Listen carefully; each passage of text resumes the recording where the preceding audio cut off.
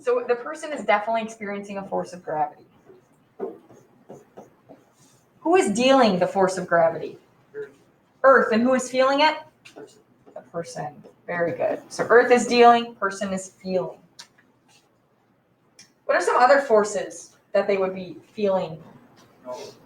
Normal? Okay, so we've got a normal force. Who's dealing the normal force? The ground or like the floor? Floor. Who's feeling it? Person. Is there any other forces that the person is going to feel? The string, right? Where's the string coming from? The ceiling. So is that force going to be up or down? Up. What kind of force does a string give? Tension. And who's dealing the force? String. Who's feeling it? Person. Great. Okay. All right. The string.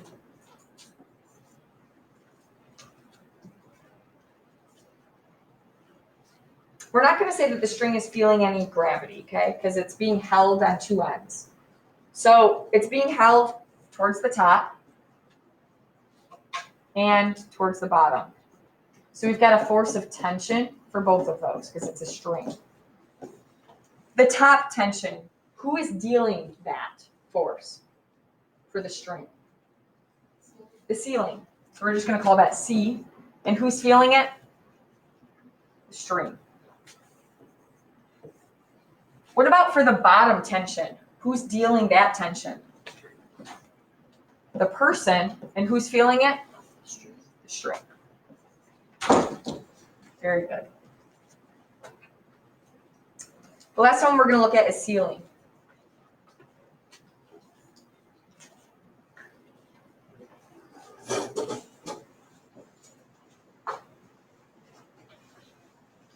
With the ceiling, what are some forces that the ceiling is experiencing? Ian? Gravity? Yeah, gravity. Who's dealing the gravity? Who's feeling it? Ceiling. What else? Normal force. Upwards. So we have our normal force upwards. This one's going to be kind of interesting. The ceiling is actually dealing the normal force. The wall is experiencing it. So that's kind of a new one. Kind of a trickier one. But there's one more force that the ceiling is experiencing. What is that? Tension. What direction? Down. And who is dealing that force? The string. Who is feeling it? The ceiling.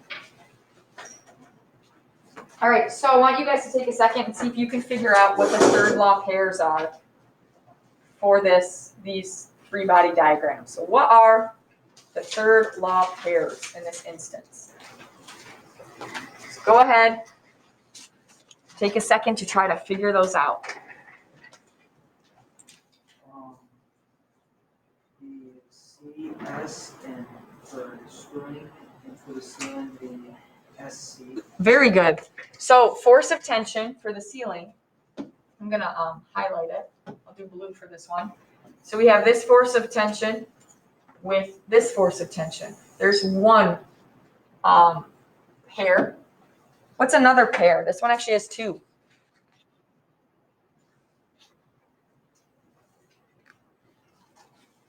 Ian.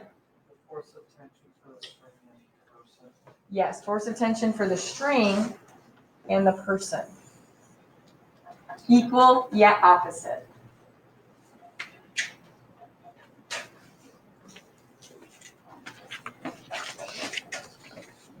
So we're going to look at both of these since the question doesn't specify whether the wagon is moving or if it's not. But we're going to start with stationary wagon. So we're dealing with the wagon. This is the wagon. Okay, there's your wagon. So looking at the wagon, what is a force we know that it's going to experience? We know it's definitely going to experience some gravity. Actually, I'm going to move that down a little bit more.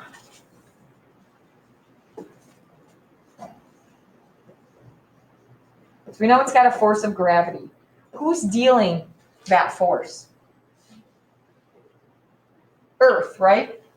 Who's feeling it? The wagon. I'm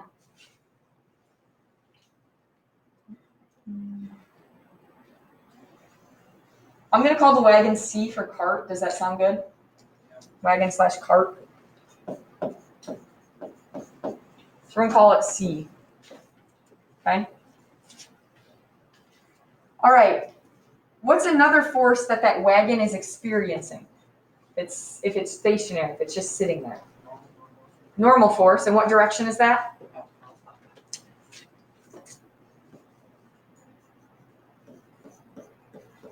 Who's dealing the force for normal? The ground. So we'll call ground G. And who's feeling it? The wagon or the cart. Okay. All right. Now the wagon, notice it has something right here. It's got like some straps almost. Do we see those? Okay.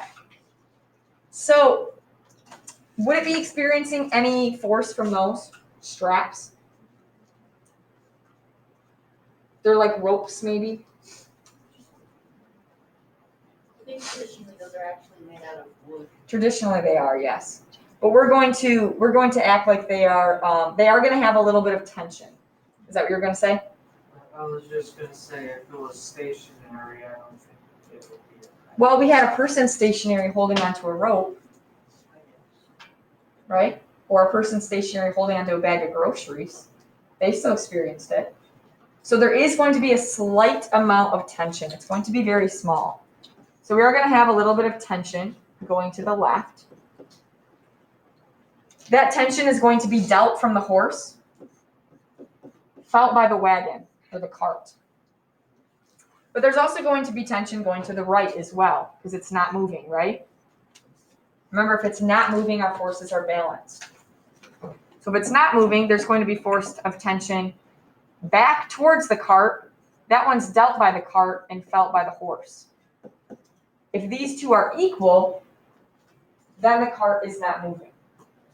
Does that make sense? They would also be our Newton's third law pair in this problem.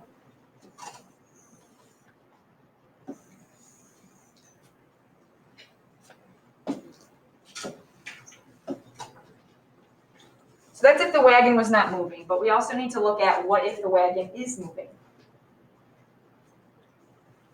So if the wagon is moving, are we going to have force of gravity and force normal like we originally did? Yeah. So we're going to set up our same with force of gravity down, dealt by earth, felt by the cart, or felt by the wagon, force normal up, dealt by the ground, felt by the cart or wagon. But if we're moving forward, just forward, what are we going to feel in regards to a force to the left? We're moving this direction, forward. What's that going to be? Not 5. What was that? It's being pulled, not necessarily, it's not being pulled or pushed by something. There's something of pulling it that's attached to it. So that's going to give us tension. We have a force of tension. If we're moving forward, who's dealing that tension? The horse. Who's feeling it? Cart. Okay. You said something else. You said friction. Would friction exist with the horse if it's walking? There'd be a minor amount of friction, and that would be going in the opposite direction. It would be smaller, so you'd want the line to be smaller than our tension line. And that's going to be dealt, it's not going to be much, okay? So we're going to call this not much. And the friction would be from the horse's hooves, okay? So from the horse's hooves. Moving is going to be an unbalanced force.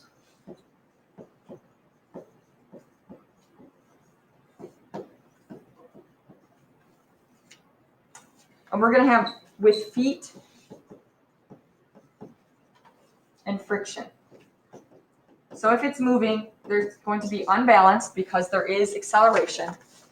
And that's also going to have feet and friction occurring in that instance. That one does not have a Newton's third law pair. Well, the only one it technically would have, we're going to look at later.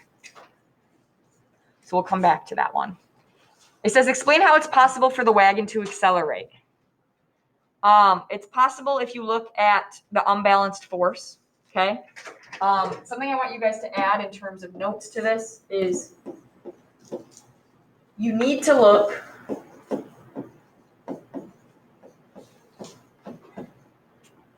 at the whole situation to accelerate.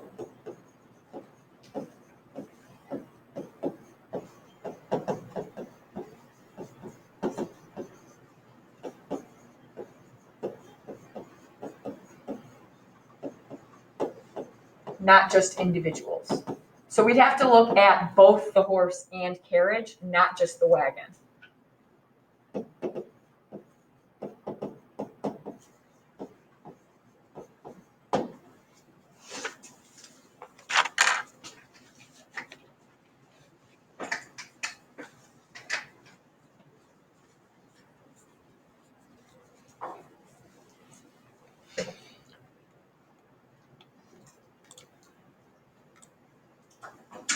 All right, let you guys get that written.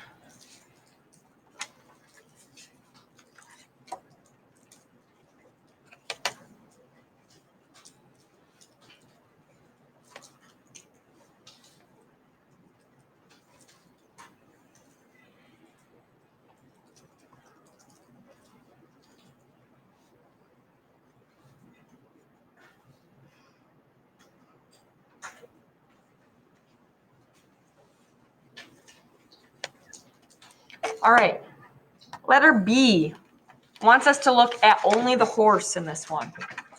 So we're going to just look at the horse. Oh.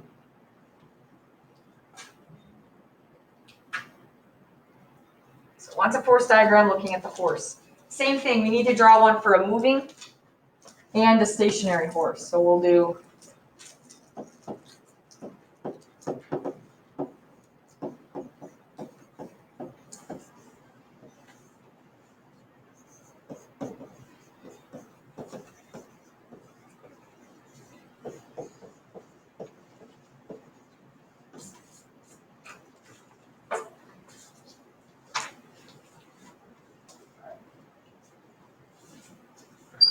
something you can add over here is this was friction on the ground.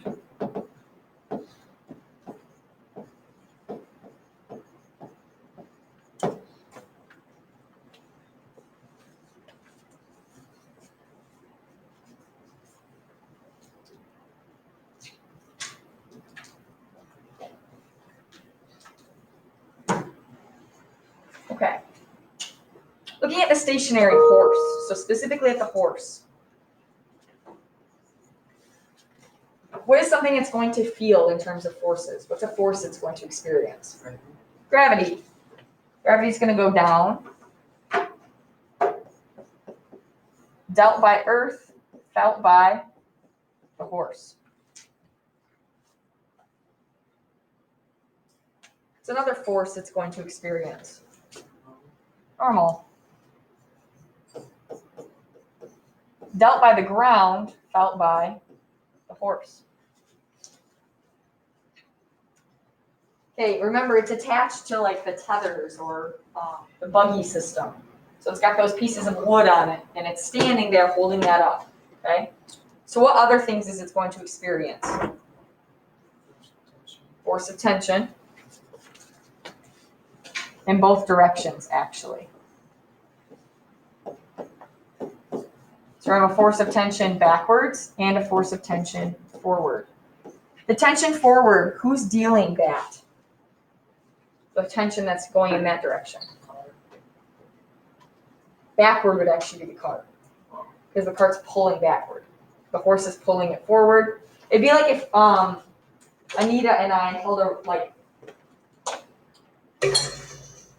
hold on to this with me. There is a force there. We're both holding it, right? We're holding it up. I'm holding it and pulling it this way, barely, but it's there. She's holding it and pulling it that way, towards her. Does that make sense?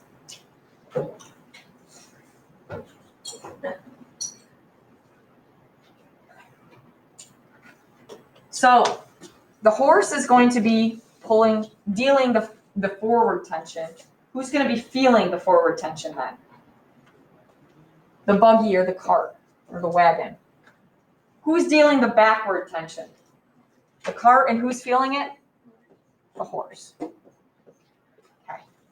Is there a third law pair in that scenario? FT, right? Both of the FTs are the third law pair. I'm going to highlight these ones in pink.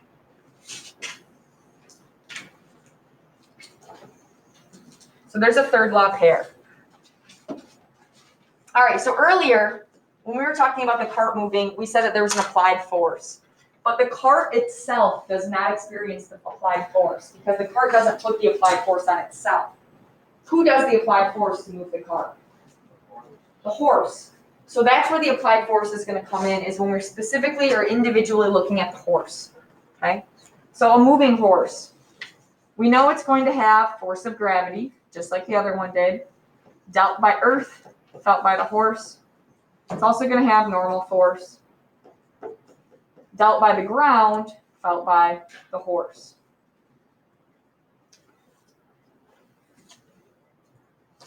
This one is going to have an applied force, though. What direction do you think the applied force is going to go? Forward or backward? Forward, right? Because it's trying to move the cart. So we are going to have some sort of applied force, Fa. The applied force, I know it sounds weird, but how does a horse walk? It trots. It uses its what? Legs. So we're actually going to say its ground is applying it because it uses its hooves to push off the ground. So, and we're going to be using hooves to do that. So the ground is dealing the force for the applied motion.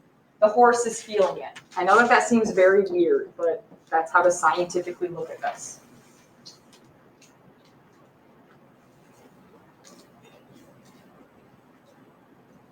Friction was on the cart, okay? Friction's not necessarily going to be on the horse as much. It's going to be more so on the cart. But the cart has what, or the horse has what behind it? It's going to have a force of tension, and it's going to be kind of small. Force of tension. That tension is going to be dealt by the cart and felt by the horse, okay? There's a weird third law pair here that's between the moving cart and the moving horse. And it's right here.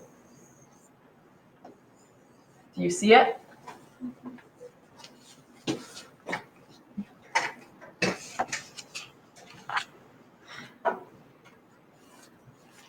So in order for this cart to move, we have to look at the whole system, not just the individuals. And that's kind of shows you why. So if you look at the moving horse, the cart's going to move because the horse has an applied force, and then it's attached by tension. All right.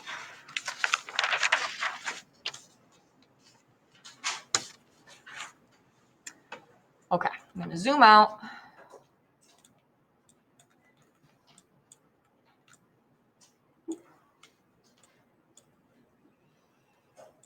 I want to make sure I have all of that. Looks okay. Okay.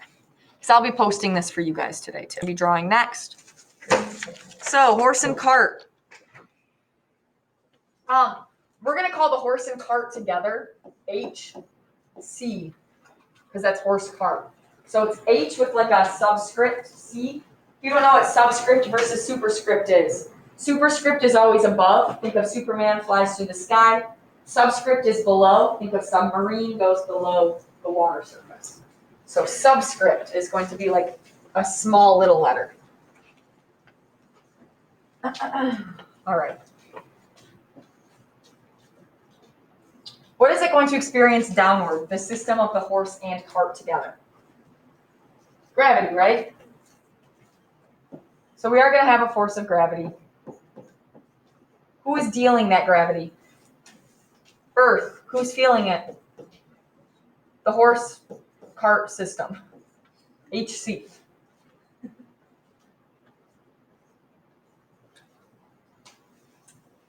What else is it going to experience? Normal force, right? Normal force is going to go up.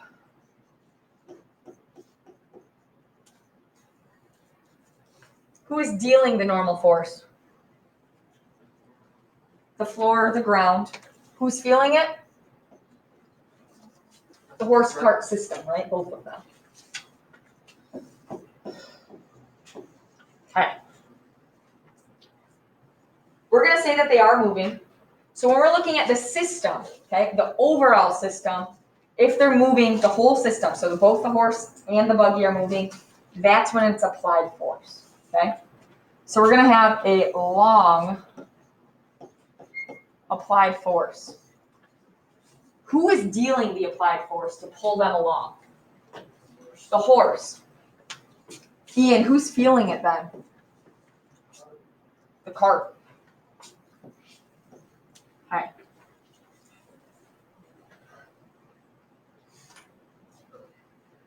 There's two other forces that it feels backwards. The horse is going to feel they're going to feel the tension, right? Is that what you were going to say? Yeah, I was about to say tension. Yep, so it's going to feel a backwards tension.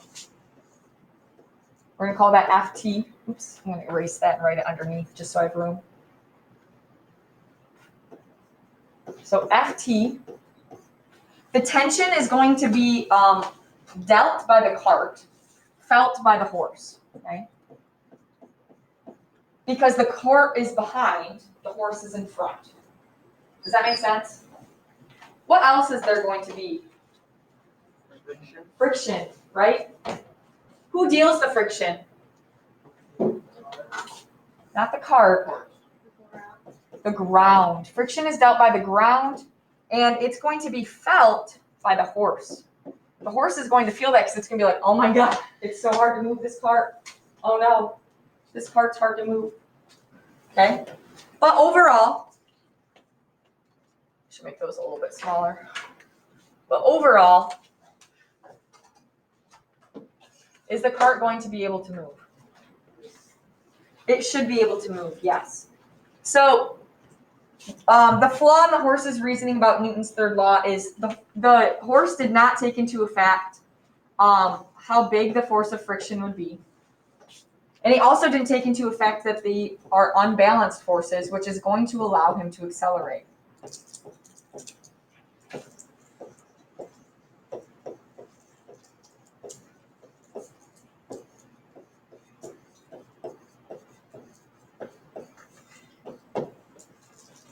I'll move that up so you guys can see it. There are no third law pairs in this overall schema for the entire system. The third law pairs are going to be on the individual units. Okay? That's why we drew all of them out.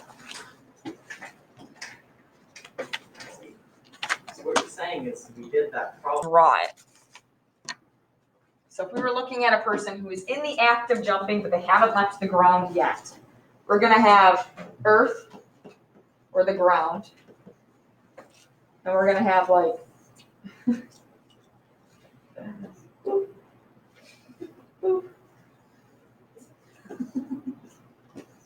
okay. Kind of like what's that? The earth and the ground are completely different forces though, right? Yes. When we talk about those. Well, the earth is what exerts the force of gravity. Right. The ground, yeah. But we'll just call it the earth is what he's on for now. Because we'll call it floor, earth, or ground. It's okay in terms of like drawing, but exerting forces, it might be a little different. Yes. Good question. We'll call it floor. How's that? Floor. Okay, so we have two things in this system. We have the floor, and we have what else? Person. The person. So we need to draw a diagram for the floor and for the person. What do we want to start with first? It's up to you guys. Want to start with the person first? For whatever reason, it's like easier in your head when you think about people. I don't know why. Okay, so person. What is a force that person is definitely going to be experiencing? It's definitely going to be experiencing a force of gravity. Who's dealing the gravity? I don't know, we had a talking horse. Are you assuming that that he doesn't transcend gravity? Right. Earth is dealing. Who's feeling? Person. Awesome. All right, what else is happening here? What? Not yet. We're not there yet. Wouldn't like. So. All right, I'm getting ready to jump. I've got gravity pushing me down, but it's something pushing me up. What? The ground, right? So that is normal force.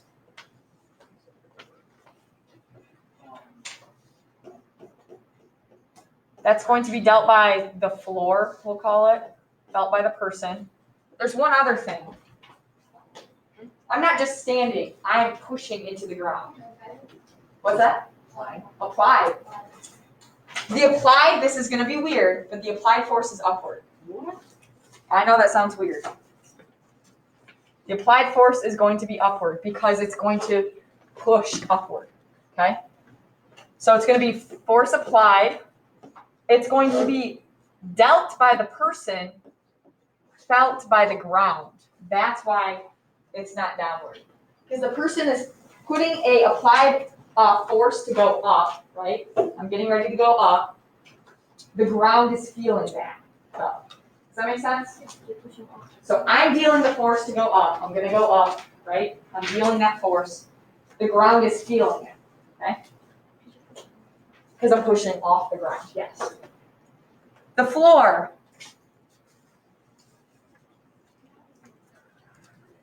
This one's going to be weird, okay? The floor is going to have the downward applied force from me. I'm dealing it. The ground is feeling it.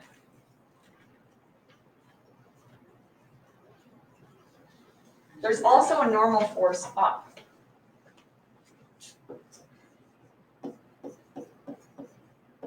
The normal force up is dealt by the person, felt by the ground.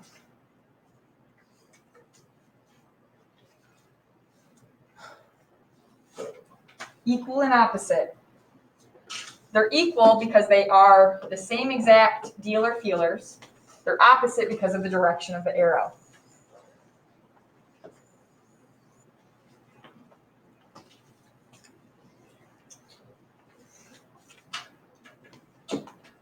If we were to talk about net force in terms of the person, the net force would be somewhat greater than 0 because there's going to be more force pushing upward. Okay? For the floor, the net force would equal 0. The floor is not going to move, right? We already know that. Does the floor move when someone jumps? Usually no. Not supposed to, like floor, not like ceiling, floor. Okay? This one is balanced. This one is unbalanced, and that's why the person will accelerate upward. Okay?